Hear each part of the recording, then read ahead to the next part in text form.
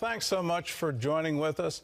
In Israel, a rescue and a resignation. Israelis are rejoicing after a weekend raid freed 4 hostages in Gaza.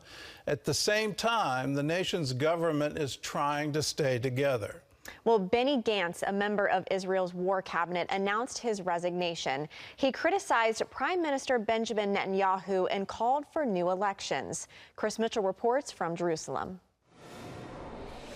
As Israelis celebrate the daring rescue of 4 hostages held in Gaza, Benjamin Netanyahu's government faces new challenges.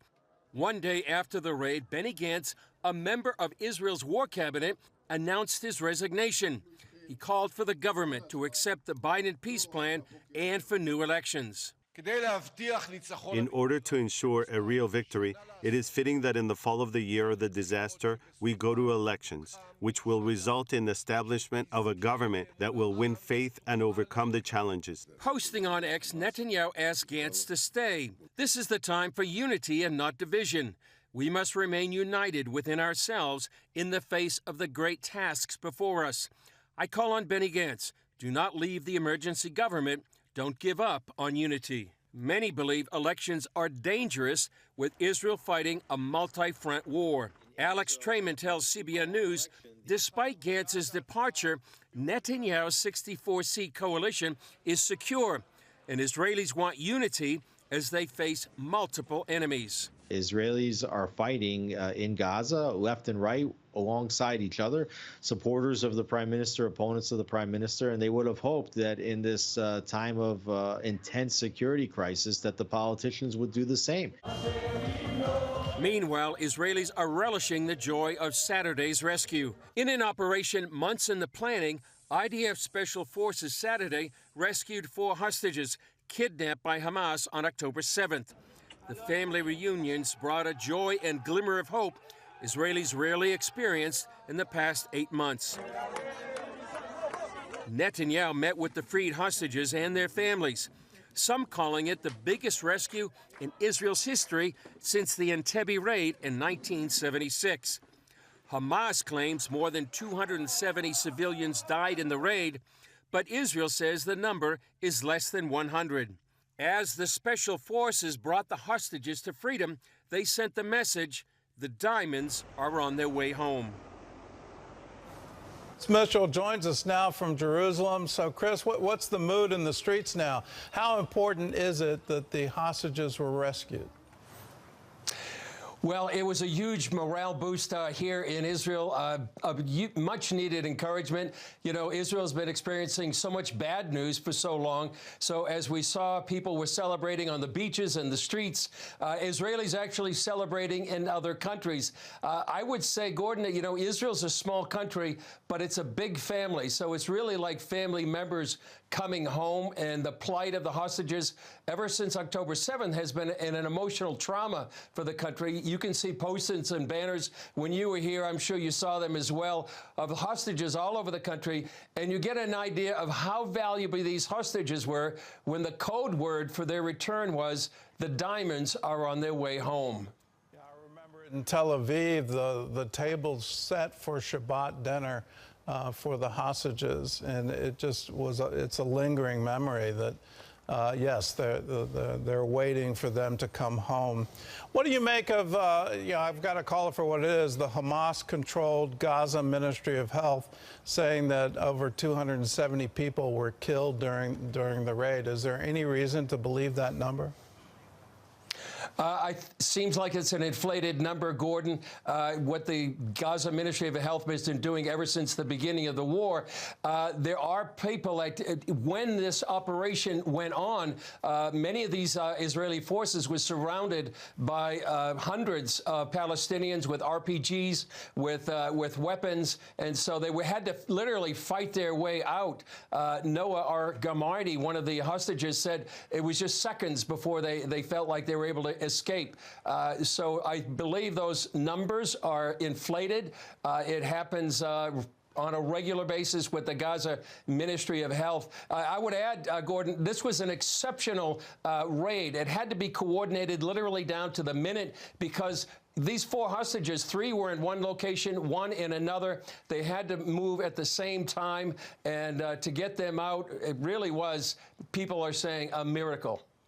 Well, let's turn now to the Israeli government. So what reasons did Benny Gantz give for resigning? Well, he said that Netanyahu is putting politics first, keeping Israel from moving forward to a real victory. He had demanded normalization with Saudi Arabia and international civilian governance in Gaza after the war.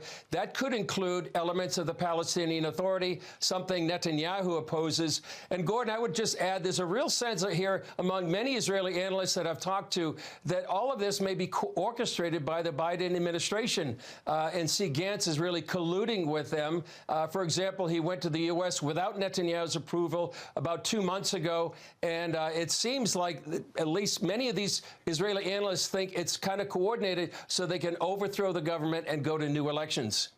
Well, it seems to be the goal. I remember under the Obama administration that they actually helped campaign against him, that the State Department was involved in that. Some people that had worked on Obama's campaign were sent to Israel to help the opposition. Why this incredible opposition from the U.S. government? It just seems that we're interfering with Israeli politics. It seems like the Obama administration, this time it seems like even more. There's a whole different policy goals. For example, the Biden administration is pushing for a 2-state solution. If there's anything over here in Israel that the Israeli people are opposing, it is a 2-state solution. So there's certainly a difference in policy matters. There also seems an overarching idea among the Biden administration. They want to appease Iran. They want to stop the war. They may want to have a negotiated settlement with Hezbollah. And that seems to be an overarching policy that puts them at odds with Israel, that is fighting for its survival against all of these Iranian proxies, from the Houthis to Hamas to Hezbollah. Well, I remind everyone that in the first week of the Biden administration, President Biden came out with this. He didn't let the State Department do it. He did it, and he called for a 2-state solution based on the 1967 borders. If somehow Gantz gets tied to that, doesn't that actually kill his political future in Israel? That's why he was careful when he made the speech to talk about international governance.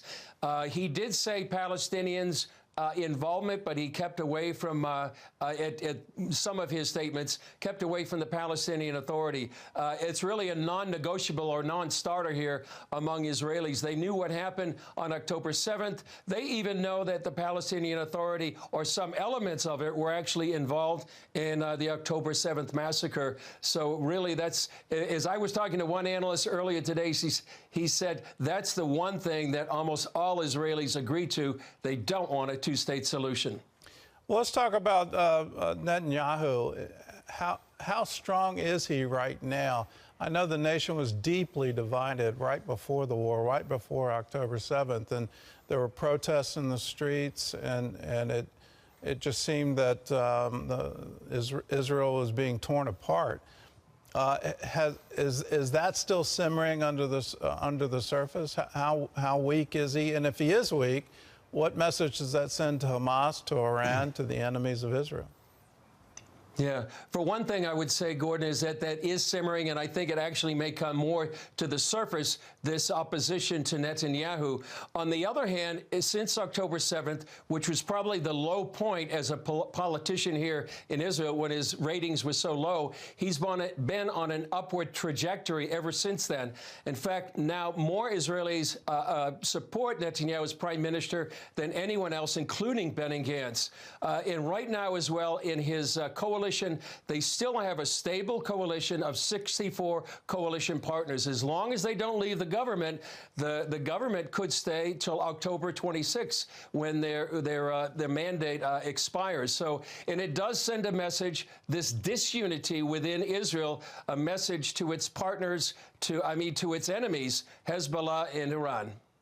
All right. Well, Chris, thanks for the insight. Thanks for joining us. And for you at home, please pray for Israel. The Bible asks us to pray for the peace of Jerusalem, and now more than ever, we need to. Hamas doesn't seem to be backing down at all. It's odd to me that the government of Gaza wants to see Gaza end up in ruins as they continue to hold the hostages. They refuse to surrender. They've refused to give up their goal of wiping Israel off the map. Then you have Hezbollah in the north. They're all Iranian proxies. They're surrounded by enemies, and it seems to be division within. So let's pray. Let's ask God for the peace of Jerusalem. Well, in other news, in elections for the European Union Parliament, right-wing parties made a strong showing, and that triggered the collapse of the French government. John Jessup has that story and more from our CBN News Bureau in Washington. John? Thanks, Gordon. French President Emmanuel Macron dissolved his parliament and called snap elections in a gamble to stay in power after his Liberal Renaissance Party took a beating from the right-wing National Rally Party. This is a serious and weighty decision, but above all, it's an act of trust, confidence in you, my dear compatriots, in the ability of the French people to make the just choice for themselves and for future generations. Conservative parties in Germany, Italy, Belgium, and the Netherlands also made substantial gains, while the centrist Christian Democrats are still the largest group in the EU Parliament. Green and Liberal parties suffered defeats. That will make it harder for the European body to continue supporting unpopular climate and open border policies. Well, here at home, the nation's largest Protestant denomination is gathering for its annual convention this week. The Southern Baptists will meet in Indianapolis to consider key issues like abuse reform and the role of women in leadership. CBN's Charlene Aaron has this preview. This year's theme is One Mind, One Voice, a desire toward unity from Romans chapter 15. It's a timely message as the denomination wrestles with some of the more urgent matters of the day. Well, Southern Baptists have a strong conviction that pastors of local churches should be men. A key vote on whether to ban churches with women pastors is expected during the meeting. Nationally syndicated radio host Eric Erickson. They've considered it before overwhelming support. There's been a pressure campaign, I think, to get some churches to not support it, but I would not be surprised to see them implement it. And frankly, I think it's a good thing if they do, to provide needed clarity on cooperation within the denomination. Executive Committee President Dr. Jeff Org argues the SBC is not anti-women, although denominational leaders voted to restrict female pastors last year. Southern Baptists are not saying no to women in ministry or ministry leadership. They're simply saying that we expect men to lead their homes and we expect men to lead our churches. One very timely move is an anticipated vote on the question of officially opposing in vitro fertilization. The Alabama Supreme Court sparked controversy in February by ruling frozen embryos created during IVF to be children. Brent Leatherwood, president of the SBC Ethics and Religious Liberty Commission, recently called for federal safeguards for the unborn. Writing in a letter to U.S. senators, "We urge legislators to develop and implement a system of federal oversight that protects and informs women and ensures embryos are treated with care, even as we oppose the general practice of IVF." Meanwhile, membership continues to decline, with the SBC losing over 1,200 churches in 2022 alone. Well, it's always concerning when membership numbers go down, but the membership numbers in our denomination are only one barometer of how we're doing. We're seeing actually increases in the number of baptisms, increases in some areas of giving. Abuse reform will again be on the agenda. A vote on recommendations from the SBC task force, created in 2022 to help protect survivors of sexual abuse, is also expected. The next big step for Southern Baptist is finding, if you will, a permanent home within our denominational family of entities for sexual abuse prevention and reform, so that we'll have a place for churches to turn that need help with resourcing, with a hotline, with information about prevention and preventive steps they can take. Despite the challenges, Org remains optimistic about the overall message and direction many take from the convention. What I hope most of all, is that every one of them leaves more committed to fulfilling the Great Commission of Jesus Christ and reaching more and more people with the gospel and building stronger and stronger churches to carry our movement forward into the next generation. Charlene Aaron, CBN News.